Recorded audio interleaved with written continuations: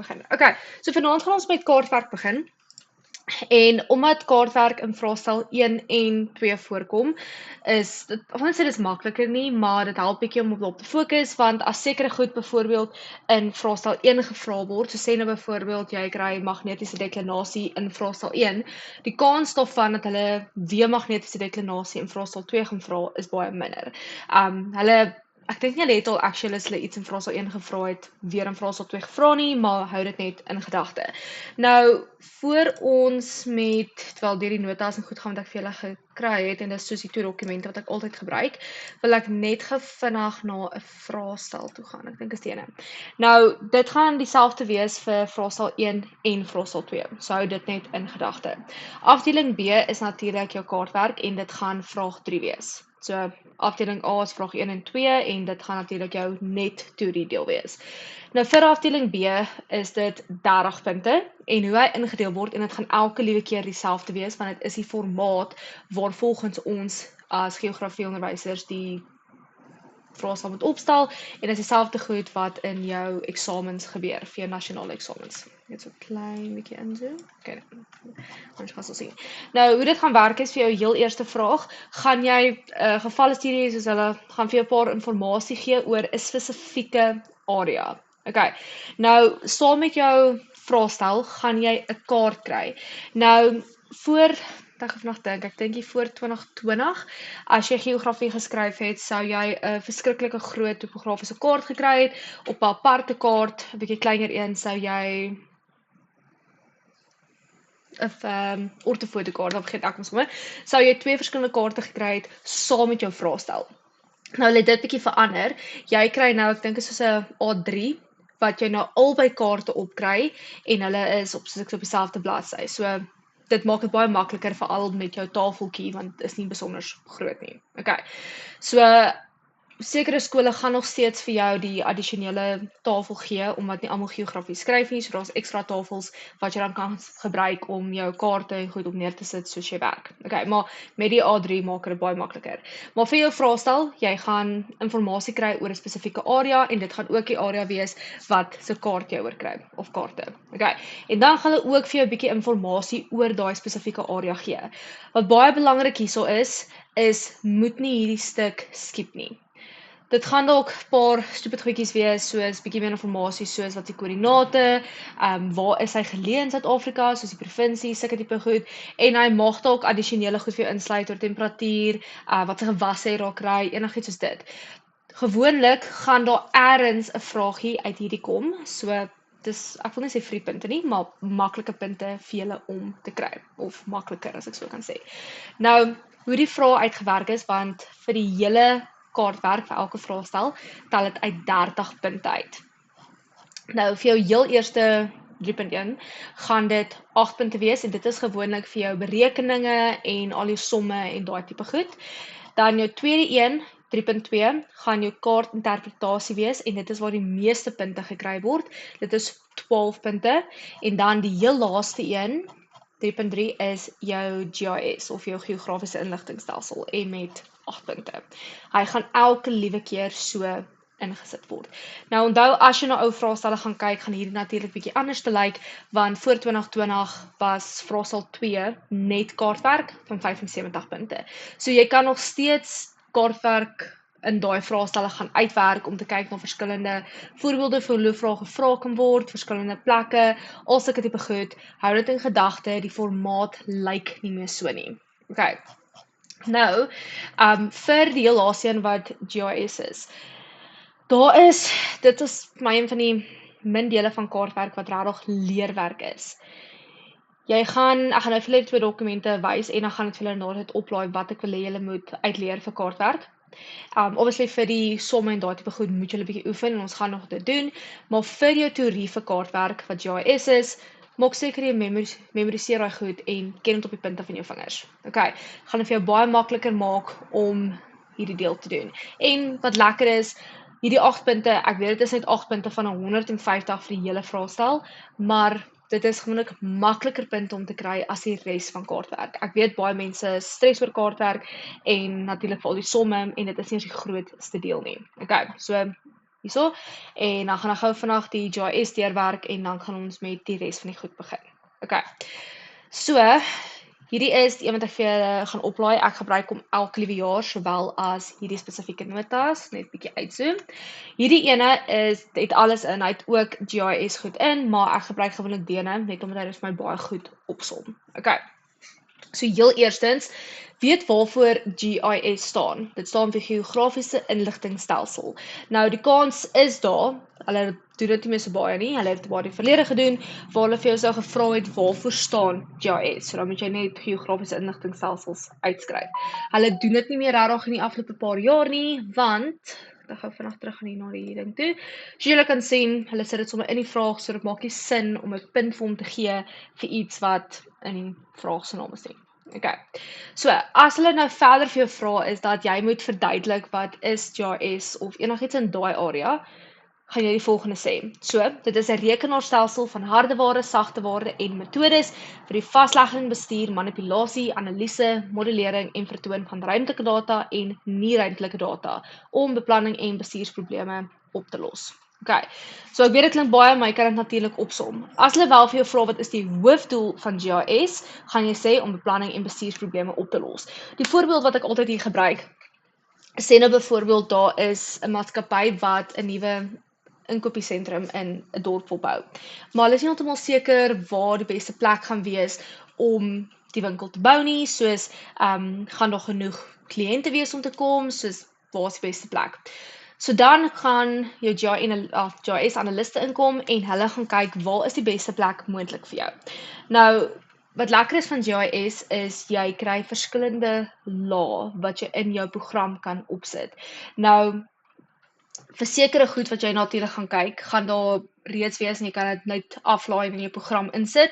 Soos sekere inligting wat beskikbaar gaan wees is soos paaie waar mense bly, waar skole is, al sulke tipe goed. En dan kan jy addisionele inligting self gaan insamel op 'n spesifieke formaat insit en dit ook in jou program insit. So dan kan jy al hierdie verskillende lae so op mekaar plaas en dit gee vir jou 'n voller prentjie. So vir iemand wat dalk nou wil gaan kyk waar gaan die beste plek wees om 'n inkopiesentrum te bou, gaan jy eerstens kyk waar loop paaie, so nou kleiner in jou hoof paaie, waar bly mense, wat is die inkomste van die mense in die area, waar is daar dalk, okay, skole is nie so belangrik nie, maar jy kan kyk, waar is daar water te voer, as jy dalk dit kort enigiets soos dit, net om dit vir jou makliker te maak om die beste, wel die optimale plek te kry.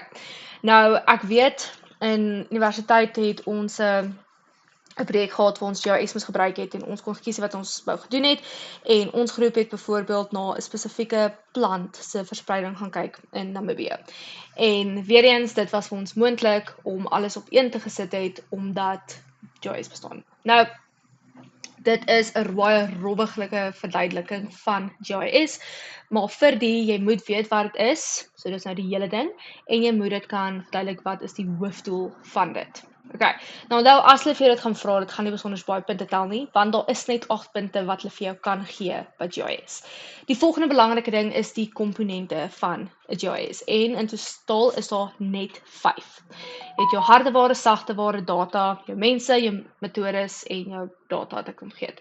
Eerstens jou hardeware is die fisiese goed wat jy gaan nodig hê om die program te gebruik. So dink aan jou muis, jou keyboard, as jy nou 'n laptop of 'n rekenaar het, jou skerm, as jy nou nie nou net 'n normale laptop het nie. Al sulke tipe goed wat jy fisies gaan nodig het om die ding te gebruik.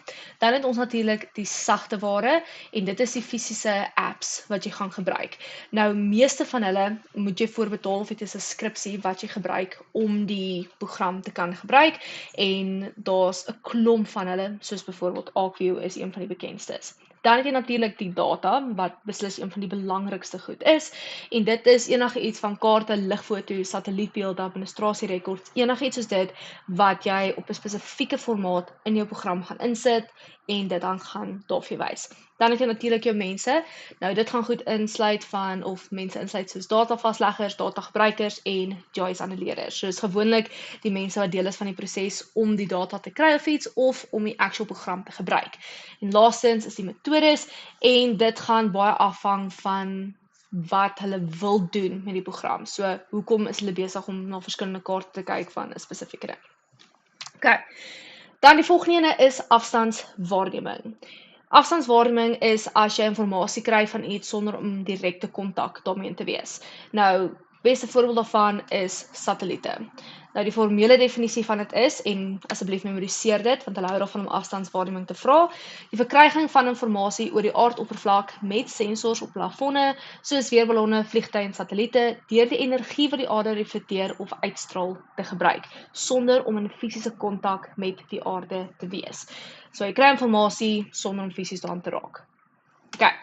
Dan ons volgende een is 'n ruimtelike voorwerp. Nou as hulle hiervan in die eksamen praat, is daar 3 waarvan jy moet weet. En dit kan op verskillende maniere gevra word. Hulle kan vir jou vra om dit te identifiseer en om dit self te teken, maar dit word minder gevra. So hou dit net in gedagte. So daar is 3 verskillende voorwerpe wat hulle gaan gebruik om op kaarte voorwerpe uit te beeld. Die eerste een is 'n punt. So as jy byvoorbeeld dink aan bome of kleinerige geboue of enigiets soos dit wat 'n punt of so iets is, dit is waarvoor gebruik gaan word. Dan het jy 'n lyn. Nou dit kan enigiets wees van jou spoorweë na jou rivier, na jou paaie, enigiets wat met 'n lyn getrek is. En dan laastens is jou areas. Nou dit gaan natuurlik bietjie groter wees as 'n normale gebou of 'n boom of iets soos dit. En dit gaan vir goed gebruik raak soos 'n wingerd of 'n golfcourse of enigiets soos dit wat 'n area is. Hou dit in gedagte dat hulle kan daarna verwys as sekere ander woorde, soos 'n punt wat 'n nodus is, 'n lyn wat 'n vektor is en 'n area wat 'n poligoon is. So hulle kan enige een van hierdie 2 gebruik in die eksamen en jy moet weet wat hulle Ja, is. vrou, jammer gou wat ek gou interview. Yes. Ek sit gou met die vraestel voor my, né? Mhm. Hierso sê hulle by 4.3.1 wat is 'n vectordata? Is dit by die vraestel wat ek nou gewys het? O wag. Nee, dis 'n gas wat ek afnet haal. Dis November 2022. 20 en hoeveel tel hy? Hy het net 1 punt. Okay, dan is daai is lekker maklik. Dan ek het gou vandag terug gaan na toe. Vektor sou jy dood en veilig sê dit is 'n lyn. As hulle kan byvoorbeeld addisioneel vir jou vra, hulle of jy dalk 'n voorbeeld of iets kan gee, maar net vektordata is dit. Okay. Wag, ek het vandag dink.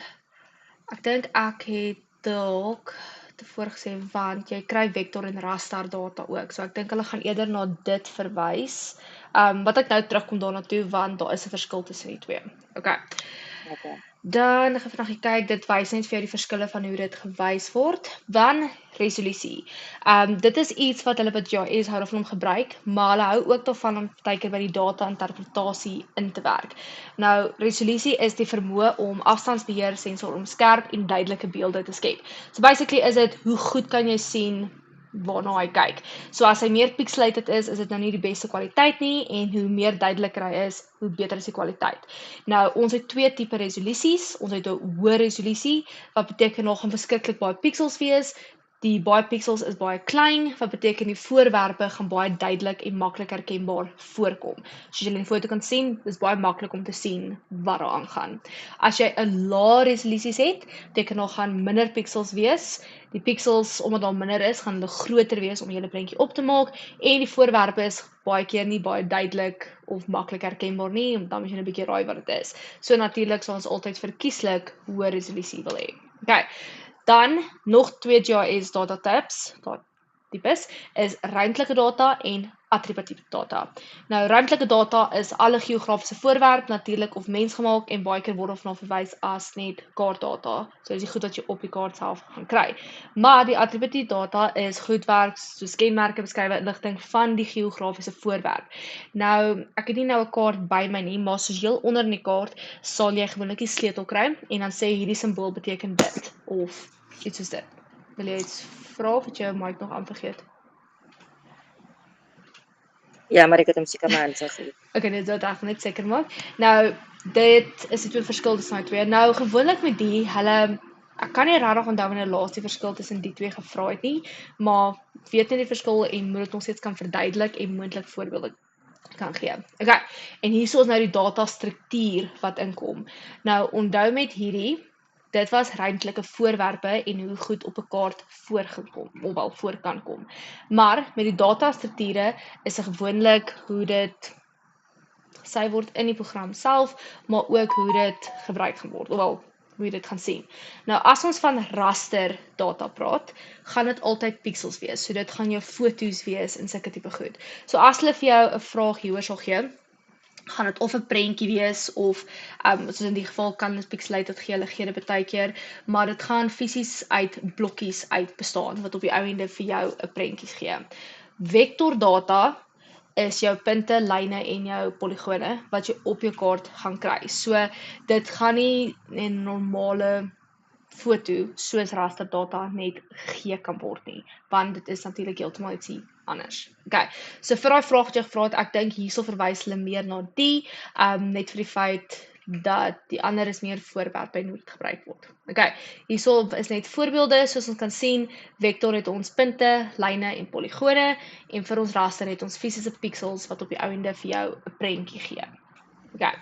Dan, soos ek nou vertel het, GIS bestaan uit lae. Nou, iets wat hulle hou daarvan om te doen, is hulle sal vir jou 'n scenario gee, soos een wat ek oor die mall gebruik het, maar hulle sal byvoorbeeld vir jou sê, die departement van onderwys wil byvoorbeeld 'n nuwe skool in die area bou. Nou, watse lae sal hulle gaan kyk om die beste plek te kry om dit te bou? Nou, vir dit gaan jy dan sekere lae moet noem, wat jy dink die beste gaan wees, of wat jy dink hulle kan gebruik om te help om die beste plek te kry. Nou, vir amper enige iets wat jy aan kan dink, is daar 'n laag. En as daar nie die inligting of data vir dit op die internet bestaan nie, is dit nogal redelik maklik om dit in te samel, veral hoe groter die projek raak, om dan die data te kry, sodat hulle dit in die program kan insit. So as hulle byvoorbeeld die een van 'n skool gebruik, soos waar sal die beste plek wees om 'n skool te bou, dink logies vir jouself. As 'n skool ergens gebou gaan word en hulle wil besluit waar is die beste plek, watse inligting gaan hulle nodig hê? So obviously hulle moet weet, is daar kinders in die area, soos waar bly die mense? Wat is die vervoerroetes wat daar kan uitkom? Die elektrisiteitsvervoer wat natuurlik moet daar elektrisiteit verskaf word aan die skool, riool, water, al sulke tipe goed. En dan kan jy 'n bietjie meer spesifiek wees, jy kan gaan kyk na inkomste tussen of waar mense bly, al daai tipe goed. En wat lekker van die is hulle sal natuurlik deur die puntetoekenning vir jou wys hoeveel lae hulle gewoonlik wil hê as hulle dit nie direk in die vraag vir jou vra nie, maar dink net daar vra vir enige scenario, wat spesifiek dink jy kort hulle om daai spesifieke probleem op te los. Okay, nou daar's regtig verskriklik baie lae, soos ek sê, amper enige wat jy aan kan dink, het dit. So ons het kliënte, wat is hierso, kliënte, strate, erwe, hoogte, grondgebruik en natuurlik die werklikheid, want dit is hoe alles op mekaar gesit kan word. Maar wat dit lekker maak is, of wil sê makliker maak nie, maar is die feit dat daar omtrent 'n laag is vir enige iets. Dan, as ek net gou vinnig kyk, julle sal nie die eksamen doen nie, die is meer vir projekte, wat dit baie makliker maak. Okay, kyk, hier's net 'n paar goedjies. Okay, dit is die hoofgoed van GIS. Nou, dit beteken nie dat al die goed net uit daai bietjie inligting gaan uitkom nie, want as jy dit veral vergelyk met die res van geografie, en ons weet dit is verskriklik baie inhoud, dan lyk dit bietjie maklik en dit lyk bietjie min. Maar onthou, hulle gaan nog steeds interpretasievrae ook vra, soos byvoorbeeld die een met die law wat hulle dalk vir jou vra om te doen. Nou, vir die, so jy kan sien hierso vra hulle spesifiek, is dit wat 'n tipe 'n lyn, polygoon of punt. Hierso wys hulle na afstandswaarneming en dan vra hulle spesifieke vrae daaroor, maar dit is net 8 punte, maar dit is gewoonlik van die makliker punte om te kry. Okay. Dan, ek het gou vinnig kyk. Vir diene, as ek weet julle handboek en julle studiegids het kaartwerk inligting in. Maar as ek vir julle kan vra, moet asseblief nie hulle gebruik nie.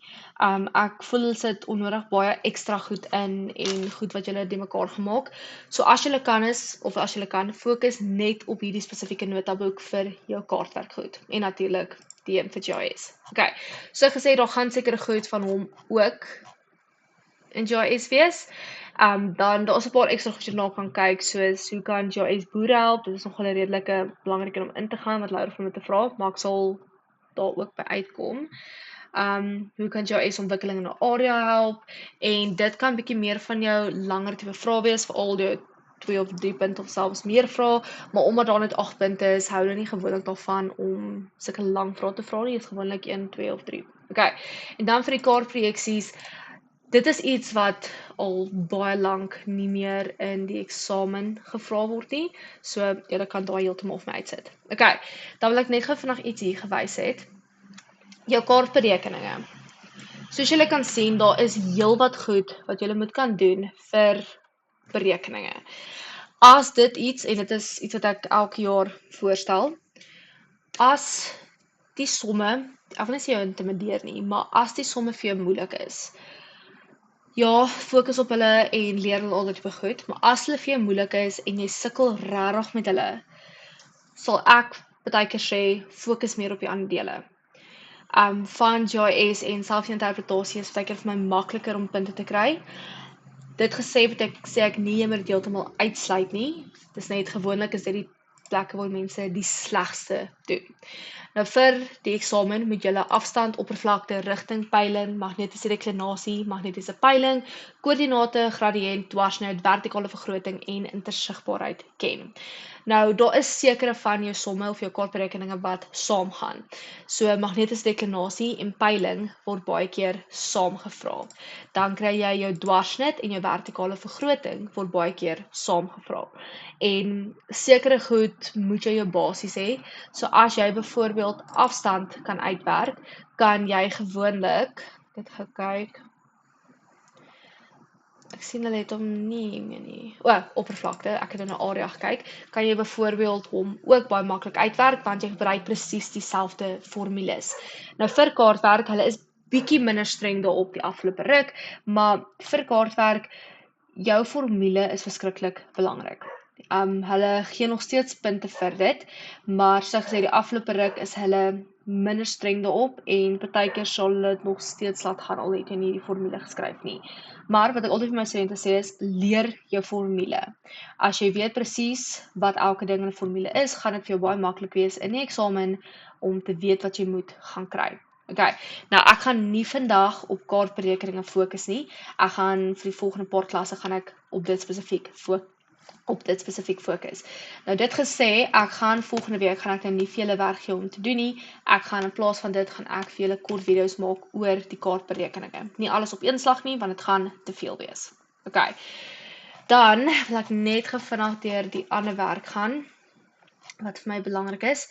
Ek gaan nie elke liewe ding lees nie, want dit is nie elke ding belangrik nie. Okay, eerstens soos ek gesê het in die begin, jy gaan twee tipe kaarte kry, jou topografiese kaart en jou ortofotokaart.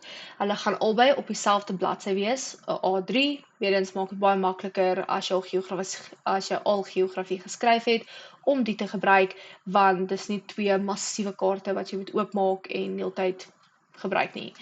Dan vir ons topografiese kaarte, ons skaal gaan altyd 1 tot 50.000 wees. Dit beteken vir die een kaart is die regte lewe 50.000 keer groter. Okay. Ofwel die skaal, jammer. Dan die ortofotokaart is 1 tot 10.000. Dit gaan nooit verander nie. Dit as julle geografie gaan swat, dan begin julle julle eie skale uitwerk, maar julle hoef nie daaroor te worry nie, so julle ken net 1 tot 50.000 en 1 tot 10.000. En wat die skaal beteken is 1 cm op die kaart verteenwoordig 50.000 cm in die regte lewe. Presies dieselfde met die ortofotokaart, 1 cm op die kaart verteenwoordig 10.000 cm in die regte lewe. Okay. Dan die eienskappe vir 'n kaart. Hierdie is die ou kaarte wat jy nog gaan kry het of sou gekry het toe die ortofoto en topografiese kaart op verskillende bladsye was. Okay, maar dit gaan nog steeds stel vir nou, want al die goed gaan nog steeds op die kaart wees, al deel hulle een bladsy. Okay, so heel bo gaan jy die naam van die kaart sien. Nou hy gaan nommers hê, 4 nommers, 2 letters en dan die dorp of wat ook al dit is. Nou in die geval die kaart se titel, of die naam van die kaart is 2926AA. En ek gaan nou daartoe terugkom, want dit is een van die goed wat hulle hou daarvan om te vra. Dan soos ek gesê het, jou skaal vir die twee gaan altyd dieselfde bly, so dit gaan glad nie verander nie. Dan het ons 'n lynskaal ook hieronder. Dit is iets wat hulle baie meestal vra. Hulle mag dalk 'n vraag oor die lynskaal self het, maar dit is nie iets wat so mee baie gevra word nie. Dan het ons rigting, dit wys net vir jou waar in die wêreld ons gekry word. Ons weet natuurlik ons is in die suidoosterlike halfrond, as jy hom nou in 4 kwadrante deel. En laastens, een van die belangrike Ek het sopas heeltemal afgegaan, verskoon my. Het ons sleutel.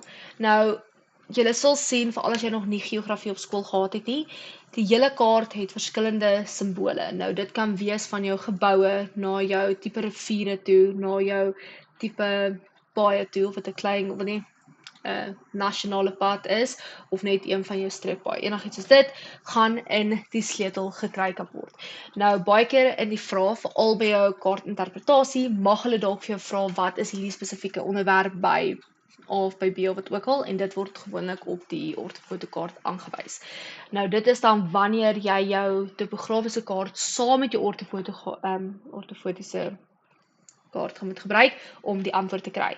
Die belangrike ding van die ortofoto is hierdie rooi blok.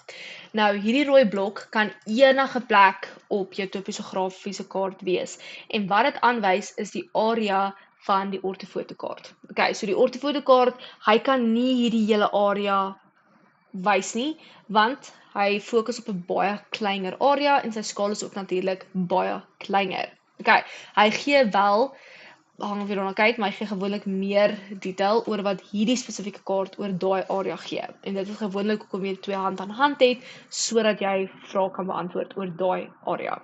Okay. Dan die naam van die kaart. Okay. Nou soos ek gesê het, daar gaan altyd 4 syfers wees, 2 letters en dan die naam van die dorp. Dit maak in totaal die naam van die kaart op. Maar al hierdie goed beteken iets. Jou heel eerste een, of jou syfers wat daar gestaan gaan word, is jou lentegraad. En dan die tweede een is jou breedtegraad. Nou, onthou met jou breedtegraad, hulle gaan horisontaal oor die wêreld en jou lentegraad gaan vertikaal. Okay, ek sal later 'n bietjie daarby praat as ons meer by koördinate uitkom, want dit is natuurlik waar dit inkom. Die belangrike een vir my hierso is die. Hulle hou daarvan om dit te vra. Ek moet ophou terugdruk, dan gaan ek altyd op. Is die. Okay, dan ek het gou vinnig vir iets wys, want ek het nou nog agtergekom, ek het mos nou lyne wat ek kan gebruik, so ek hoef nie te teken nie. Op jou kaart, kyk of jy hier kan wys. Nee. Waar het hulle dene gesit? Het hulle hom nou afgesny? Okay, ja, ek dink hulle het hom afgesny op dene. Gewoonlik op jou kaart, dit is nie altyd daar nie, maar meeste van die tyd is dit, sal jy sien dat daar ergens op die kaart vir jou presies wys wat die kaart se naam is en natuurlik dan die wat om hom is. Ek gaan nou verduidelik as ek hier gaan wag. Ek het gou vanaand dink. Okay, kom ek gou eers terug, dalk bietjie makliker. Okay. Dit soos ek net verduidelik het, is die gaan jou wees. Dit gaan vanaand so.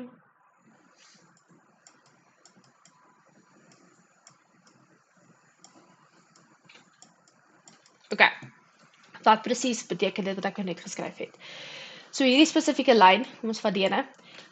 Hy gaan letterlik al om die aarde gaan, so alles wat op daai lyn is, gaan spesifiek 23 grade wees. Okay. Van hierdie lyn tot die volgende graad gaan alles 23 grade wees. Vir die naam van 'n kaart gaan jy nooit die simbool van 'n kaart gebruik nie. Jy skryf net die syfers neer. Okay. Presies dieselfde met die breedtegraad, alles van hierdie lyn tot die lyn gaan 24 wees. Okay. Nou met die naam, jy gaan elke keer jou blokke kleiner verdeel. Soos ons gesien het, hierdie spesifieke kaart se naam is AA. Wat beteken dat hy in die A blok is en dan weer eens verder kleiner in die A blok. Nou gewoonlik hoe dit, as jy dit self wat makliker maak, gaan deel eers jou 4 in 4 groot blokke. Dan daarna kan jy enige een van die in 'n kleiner 4 blokke verder in gaan deel. So weer eens, ek gaan so maak. So al die gaan A wees.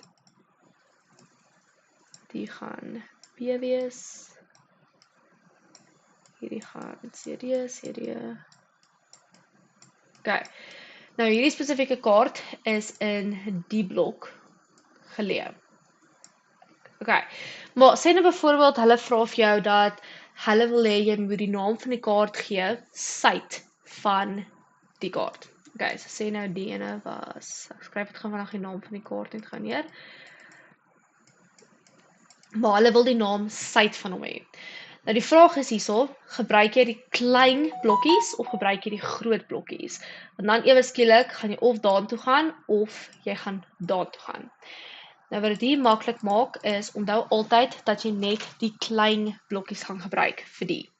Ek sal nou vir julle verduidelik waar kom die groot blokkies in hierso. As jy direk suid van die gaan hy dan ewe skielik, of die een suid van hom is natuurlik C. So dan as jy hom gaan uitskryf, jy begin altyd met die ene. So jy skryf altyd 23, 24, groot blok eerste, groot blok eerste is nog steeds A, want ons het nie uit hierdie area uitgegaan nie, maar die klein blokkie het wel verander. So hy is dan natuurlik C. Okay, so dit is dan die naam van die een suid van hom. Maar wat gebeur as hulle nou beskiklik vra, maar hulle soek die naam van die kaart direk noord van hierdie spesifieke een. Soos ons dan kan sien, dan gaan ons uit hierdie blok uit, wat beteken die breedte en die lengtegraad mag dalk verander. Dis nie te sê dat elke liewe keer gaan verander nie. Okay, so dan, ek het gou 'n bietjie oopmaak.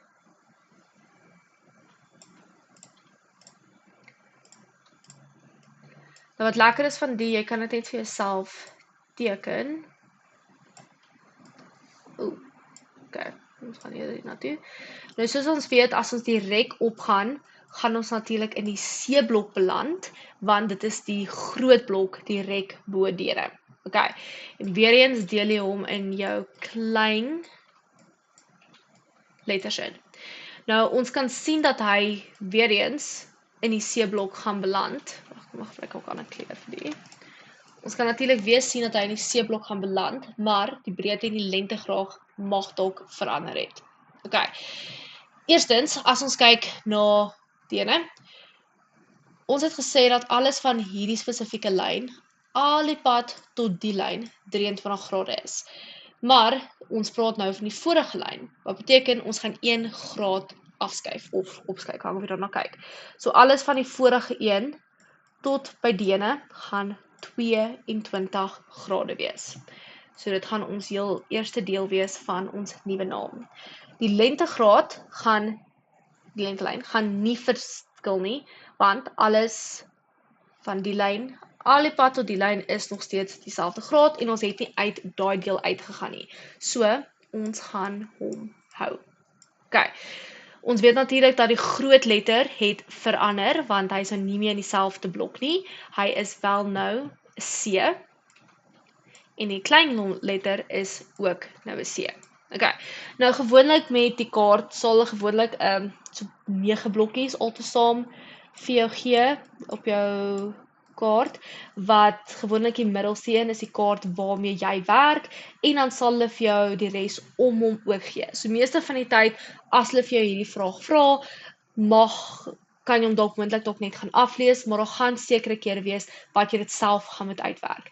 Maar hierdie tel nie besonder baie punte nie, ek dink dit gaan dalk 2 punte tel, hang af hoe hy opgestel is.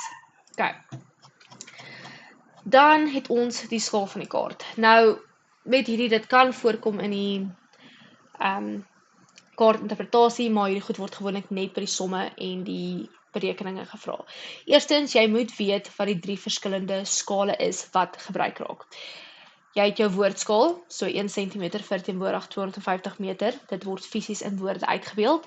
Dan het jy jou ratio skaal, en dit is nou jou, wat jy gaan kry, jou 1 tot 50.000, en laastens het jy jou lynskaal. Okay. Nou, die wat altyd op jou kaarte gaan kom, jy gaan 'n lynskaal hê en jy gaan 'n ratio skaal hê. Okay. Nou onthou hierdie beteken presies dit. 1 cm verteenwoordig 50.000 cm. Okay. As hulle spesifiek die woordskaal vir jou sit, sal dit of hulle kan amper dit enige iets van sentimeter gebruik, nie regtig millimeters in die skaal nie, so dit gaan gewoonlik sentimeter, meters of kilometers wees. Maar meeste van die tyd gebruik hulle meters vir die woordskaal. Okay.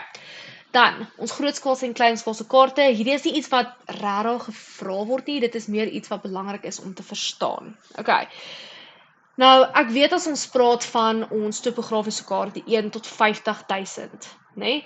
Dan dink jy, okay, maar hierdie skaal, hy is mos groter as die ortofotokaart.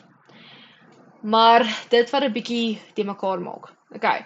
'n Groot skaalkaart is kaarte wat 'n klein gebied dek, of dit kan 'n groter gebied wees, maar gewoonlik dek hulle 'n kleiner gebied, maar hulle wys baie detail. Dis die belangrike ding van hom. Okay. 'n Klein skaalkaart, al is sy skaal lyk hy baie groter, gaan hy kleiner wees, want al wys hy 'n baie groter area, wys hy minder detail. Okay. So maak seker dat jy ken die verskil tussen dit. So ek sê hulle het dit baie lanklaas gevra in 'n eksamen, dit is meer belangrik om te verstaan. Okay. Dan, ons die laaste spelfout in die ding, die rigting. Nou ons weet natuurlik ons 4 hoofrigting, noordoos, suid en wes. En dan as ons na ons sekondêre rigtings kyk, het ons noordoos, suidoos, suidwes en noordwes. Okay. Maar ons kan na ons tersiêre rigtings ook kyk.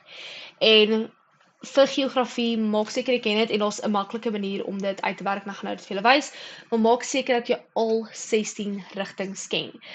Baie keer sal hulle vir jou vra, veral vir sekere van die berekeninge, dat jy of hierdie gebruik of jou sekondêre ones. Die 4 hoofrigtings word nie somme gebruik in jou berekeninge nie. Hulle kan dit ook vir jou algemeen sê, maar hulle fokus meer op die heel kleinstes en dan die middelste rigtings. Okay. Nou, hoe werk die tersiêre rigtings? Nou, ons het natuurlik ons noord en ons noordoos. Tussen noord en noordoos het ons noord-noordoos. Nou, wat baie maklik is om altyd te onthou presies waar jy gaan werk, wat jy sommer vir jouself in die eksamen kan uitwerk, is ons weet hierdie is noordoos, so jy kan hom neerskryf. Nou, as hy nader aan noord is, gaan die N voor noordoos kom. Presies dieselfde met die ander een. Weereens skryf noordoos neer, en omdat hy nader aan oos is as aan noord, skryf ons dood eenvoudig die oos voor hom neer. En dit tel vir elke liewe een, wat dit baie maklik maak om jou 16 rigtings vinnig te bereken. Okay. As hulle gewoonlik vra oor die vraag, dit gaan nie gewoonlik die meeste punte gee nie, maar jy kan nogal, ek sê heel wat punte verloor nie, maar baie keer wil hulle spesifiek dit hê. Okay, ons het nou al gepraat van die sleutel, dit is wat jy op jou kaart gaan kry. Deesdae is hy bietjie meer horisontaal gespasieer as net so vertikaal. Dan, ons het oor die gepraat. Die volgende belangrike ding, en hou daarvan om die te vra, is jou hoogte op jou kaarte. Nou, hierdie kan voorkom in jou kaartinterpretasie of in jou berekeninge. So hou dit net in gedagte.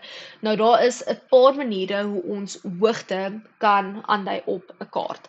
Ek wil net sien, ek sien dit hom nie. Die heel eerste een is jou kontoerlyne. Ek het vandag kyk, ek moes dalk 'n kaart oopgemaak het. Okay, so is dit. Al die lyntjies, en dit tel vir jou topografiese of ortofotiese kaart, al die lyntjies wat jy op 'n kaart kan sien is kontoerlyne. Dit wys die hoogte van daai spesifieke area. Okay. Nou, op jou ortofotokaart gaan dit swart lyntjies wees, en op jou topografiese kaart is dit gewoonlik sulke ligte bruin lyntjies. Okay. Nou, dit wys natuurlik vir jou die hoogte, so hulle kan dit gebruik. Tweedens, trigonometriese stasies en hoe dit gewoonlik aangedui word. Ek sien dit is nie baie duidelik nie. Ek sal ook nou net 'n spesifieke ding net vir julle gaan bysit, 'n prentjie net hier opsit wat jy bietjie meer in detail kan sien. Jy gaan natuurlik nie die op die kaart sien nie. Jy sien 'n spesifieke teken wat ek in daardie tyd vir julle sal insit wat dit vir jou wys. Maar ek dink actually kan dit nou doen. Want hierdie is nogal 'n belangrike een. Okay. Dit lyk dalk nie so baie nie, maar hulle kan spesifiek na dene verwys. Ek het hom hierso sit, het hulle spesifieke, ek kan nie daar lees nie, so ek gaan net my eens opmaak. Okay. Nou vir jou stasie gaan jy 2 nommers hê. Nou wat presies beteken dit? Okay. en hulle gaan altyd op min of meer dieselfde plek wees. Die een aan die onderkant gaan altyd aan die onderkant bly en hierdie een aan die kant kan of aan die kant staan of waar hy nou is. So dit maak dit nogal redelik maklik. Okay. Die een wat hy bo gaan staan, of dit nou links of reg van die driehoek is die nommer van jou stasie. En die een onder is die hoogte. En hoogte word altyd in meters gegee. So as hulle vir jou vra wat is die hoogte van die spesifieke stasie, dan kyk jy net na die onderste een en jy skryf meters saam met dit. Anders mag hulle dalk vir jou glad nie punte gee nie. Okay. Dan jou volgende een, punthoogte is nogal redelik straightforward, dis dood eenvoudig 'n punt met die hoogte direk langsom en weer eens dit word in meter gegee. En dan die een wat hulle die minste gebruik is die hoogtemerke. Nou, vir jou berekeninge word meeste van die tyd die eerste twee gebruik. Hulle sal vir sekere van jou berekeninge, so as jy byvoorbeeld jou deursnit, sal hulle kontoerlyne gebruik, want jy moet fisiese kontoerlyne gebruik om jou, ek wil nie sê grafiek nie, maar soos 'n wel as jy die ding in helfte sny, hoe presies lyk die landskap. Okay. Dan sal vanaand kyk, ek kan dit dalk net noem, baie van die werk veral soos byvoorbeeld nou die van die ortofotokaart, dit word jy reeds in graad 8 of graad 9 reeds geleer, maar daar is 'n paar belangrike goed wat jy net van moet weet. Okay. Onthou jou ortofotokaarte is fisiese fotos wat geneem is soos 'n vliegtuig of 'n drone of wat ook al oor 'n sekere area gevlieg het en dan fotos geneem het. Dan daarna vat hulle die fotos en hulle gaan sit kaartelemente op dit. So dit sluit nou in jou kontoerlyne, jou hang af wat hulle spesifiek wil vra, maar hulle kan nou vir jou letters gaan neersit na spesifieke goed toe. Hulle kan vir jou sal nog regtig opsit. 'n bietjie blankie geslaan, ek het gou kyk. Hulle sal ook sekere kenmerke soos as dit 'n spesifieke rivier of dit is, kan hulle dit ook baie keer opsit. Maar meeste van die tyd is dit nog redelike basiese goed wat hulle op jou ortofotokaart sit. Okay. Nou albei van hierdie is ortofotokaarte en daar is verder wat hulle ook kan ingaan en dit is jou skynsfoto's. Dit word nog steeds van bo afgeneem, maar nie direk 90 grade vanuit wat ook al uitgeneem het nie. Vir die, ek sal sê, weet dalk die verskil tussen die twee en net waarvoor hulle goed is of nie. So eerstens jou hoëskynsfoto, so gewoonlik die horison is sigbaar op die foto, hy kan 'n baie groter area gewoonlik sien en beelde word verwring wanneer die landskap ver van die lens is, so dit kan 'n bietjie lyk of ander goed lyk. Jou laaskynsfoto, die horison is nie sigbaar op die foto nie, dit toon 'n spesifieke beeld van 'n gebied, gewoonlik veral as hulle op 'n spesifieke ding fokus, sal dit gebruik word en die beelde is baie duideliker. Okay. Dan, ek gaan nou nie in dit ingaan nie, want daar word nie regtig gevra nie. Dan, iets wat hulle van om te vra is die skaduwee. So hulle sal byvoorbeeld, en hierdie sal voorkom by kaartinterpretasie, maar hulle sal byvoorbeeld vir jou 'n foto gee, of partykeer meer as een, en hulle sal vir jou vra, jy moet sê hoe laat wat hierdie spesifieke foto geneem. En dit is natuurlik waar ons die skaduwee gaan gebruik.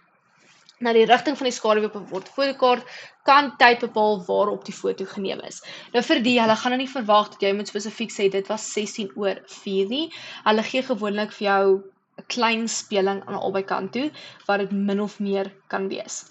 As daar natuurlik geen skadu is nie, maar daar is son, is dit natuurlik gewoonlik 12:00 die middag want dan is die son direk bo. Hulle vra nie om somme nie, maar dit wys net vir jou dat daar of wat die tyd van die dag dan is. Okay. Nou daar is sekere goed wat jy kan gebruik om die tyd van die dag te bepaal. Nou dit kan of bome of geboue wees. Ek weet hulle hou van baie diere soos olifante ook te gebruik. So dit kan amper enige iets wees wat groot genoeg skaduwee het om dit vir jou makliker te maak. Dan hoe langer die skaduwee is, hoe vroeër is dit geneem en hoe korter die skaduwee is, hoe later op die dag is die foto geneem. Nou, as die skaduwee suidoos toe lê, ek kan nie rarig, okay, kom ons kry op die ding, want ek kan nie 'n prentjie of enigiets hier teken nie. Goed, dit is al klaar, 15 minute, dit het baie vandag gegaan. So as hy meer suidoos lê, is dit seker maak dat die foto na 12:00 die middag geneem is en as hy suidwes toe lê, was hy voor 12:00 die middag geneem. En soos ek gesê het, as daar geen skaduwee is nie en Duisy is hy gewoonlik 12 uur se kant geneem. Okay, nou vir die punte, daar gaan regtig nie besonder baie punte uitkom nie. Gewoonlik is dit weer eens 1 of 2 punte. Okay, dan, as ek dit vinnig hier kyk, jou topografiese kaarte, daar is sekere goed wat dit nogal redelik duidelik gemaak wat sekere elemente is. Soos as jy byvoorbeeld 'n blou lyn het, dit gaan 'n rivier wees. As jy 'n groen area in die middel van 'n dorp wees of dorpie, dit gaan gewoonlik of 'n parkie wees of een of ander iets wat of as dit natuurlik is nie, maar wat jy daar moontlik sal kan gaan doen wat nie noodwendig huise of iets soos dit is nie. Hulle sal ook baie keer vir jou spesifieke name vir belangrike plekke gee wat dalk het en dan het jy plekke soos jou bewerkte land en jou suiweringsaanlegte en selfs jou begraafplase wat spesifieke tekens het wat in jou sleutel sal wees wat dit aandui as 'n spesifieke plek. Okay. Dan, ek gaan hier kyk, daar is nie vir my so belangrik nie. Okay, hier begin die kaartberekeninge. Dus wat ek gesê het, ek gaan vir julle van volgende week af, gaan ek vir julle kort video's oor elkeen sit, net om vir jou te wys hoe jy sekeres uitwerk. Daar gaan sekere van hulle wees wat nog redelik, of nie die kortste video's gaan hê nie, en dit gaan goed wees soos jou magnetiese deklinasie en jou peiling, hulle word meeste van die tyd saam gevra. Goed soos jou deursnit, wat bietjie langer vat om te doen, want dit is nie net dood eenvoudige berekening wat jy moet doen nie, maar meeste van hulle gaan nogal redelike kort video's wees. Saam met dit gesê, dat ek actually gou hier vir julle wys. Ek het nou al 'n rukkie terug, het ek vir julle spesifieke video's oor kaartwerk gaan oplaai, het ek het gou kyk, hier is dit.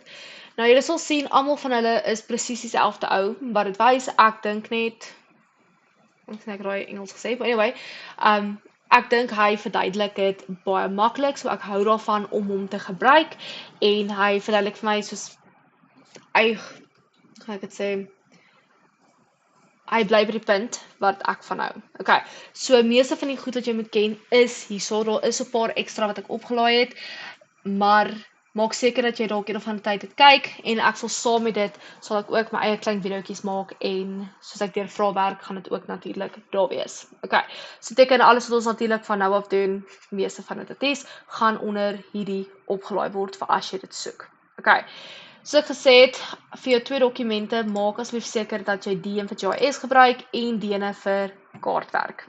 Okay, hy weer eens het dit vir my baie maklik uiteengesit, vir sekere van die goed, en ek weet afstand is een van hulle, is daar verskeie maniere wat jy dit kan uitwerk, wat ook aanvaar sal word in die eksamen. So as jy al kaartwerk gehad het, en jy het 'n spesifieke manier geleer, en jy wil daarby bly, is jy meer as welkom. Hierdie ene, ek het hom al van my graad 8 studente na graad 12 studente geleer, en omdat hy straightforward is, voel ek hy maak die minste plek wat jy foute gemaak, maar dis net my opinie. Okay, so is daar enige vraag, enige stek vandag spesifiek gedoen het? Verkeerde plek, dan sê.